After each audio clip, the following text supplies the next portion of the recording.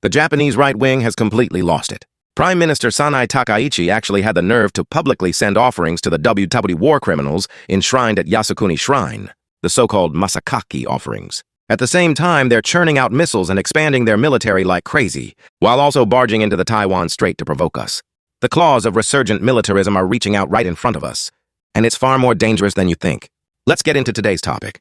Japan's death wish moves. On April 21, 2026, Japanese Prime Minister Sanae Takaichi actually used her official title as Cabinet Prime Minister to send a so-called Masakaki offering to Yasukuni Shrine, which enshrines 14 Class A Wati war criminals, including Hideki Tojo. She's openly summoning the ghosts of militarism. Beyond brazen. According to CCTV News, South Korea's foreign ministry put out a statement that same day, not only expressing deep disappointment and regret over Takaichi's move, but also urging Japan to genuinely reflect on its history. But this isn't her first time pulling this stunt. During her previous time as a cabinet minister, she made regular pilgrimages to Yasukuni Shrine, spring and fall like clockwork, basically a professional ghost worshipper. Now, on the special occasion of the 80th anniversary of the Tokyo trials, this kind of provocation isn't just disregard for historical justice. It's a blatant insult to the feelings of victimized peoples across Asia. Her intentions are absolutely damnable.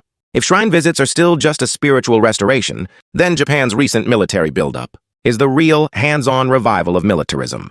On March 31st, Japan's Ministry of Defense officially deployed in Kumamoto and Shizuoka prefectures the Type 25 surface-to-ship missiles and Type 25 hypersonic glide projectiles. The former has a range of 1,000 kilometers. The latter has land strike capability. Both completely depart from the principle of exclusively defensive defense and pose a serious threat to the strategic security of eastern China and neighboring countries. Even according to CCTV News, on April 21st, the Japanese government confirmed it had revised its 3 principles on defense equipment transfers, not only scrapping the non-combat use restriction, but also, in principle, allowing exports of lethal weapons to nations in conflict. Japan is fully going full death merchant. Before this, Japan had also taken delivery of U.S. Tomahawk cruise missiles and Norwegian Joint Strike missiles, and is even developing new missiles with ranges up to 2,000 kilometers. The self-defense forces are pushing through an offensive restructuring, and the old self-defense shell exists in name only. Japan's militarist ambitions have long been openly aimed at China, and their provocations keep escalating with no bottom line. On March 24th, an active-duty Japanese self-defense force officer scaled the wall of the Chinese embassy in Japan with a knife, threatening to kill diplomatic personnel.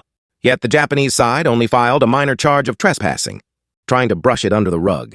Meanwhile, violent crimes against Chinese citizens in Japan keep climbing, proving that Japan is heading into a frenzied state of militarist revival. According to a Global Times report on April 11th, Japan released its 2026 Diplomatic Blue Book, downgrading China-Japan relations from one of the most important bilateral relationships to an important neighbor, twisting the truth and smearing China. The main reason is that late last year, Sanae Takaichi made absurd statements about Taiwan, hinting at military intervention in Taiwan Strait affairs. And on April 17th, Japan's maritime self-defense force destroyer Akizuki openly intruded into the Taiwan Strait, attempting to interfere in China's internal affairs. In response to the provocation, the Eastern Theater Command immediately deployed naval and air forces to monitor and shadow the entire route, effectively escorting the Japanese ship out of the area in what was practically a forced exit, showing the PLA's full command of the situation in the Taiwan Strait. But hey, courtesy demands a return. Since Japan is so fond of its so-called freedom of navigation, on April 19th, the PLA Eastern Theater Command organized the Hull 133 vessel formation to transit the Yokuwa Strait, heading to the Western Pacific for routine drills and training.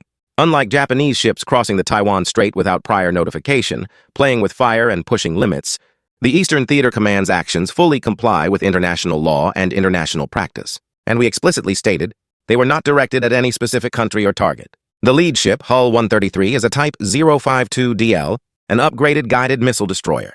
The Bow-2. It packs full combat capabilities including area air defense, anti-ship, anti-submarine, and anti-missile.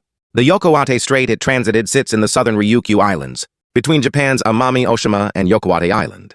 It's a key international waterway right in the middle of the first island chain. But no matter how uncomfortable Japan was, they had to grit their teeth and take it. Now that Japan's prime minister has gone and made offerings to those ghosts again, just sit back and wait for China's thunderous response.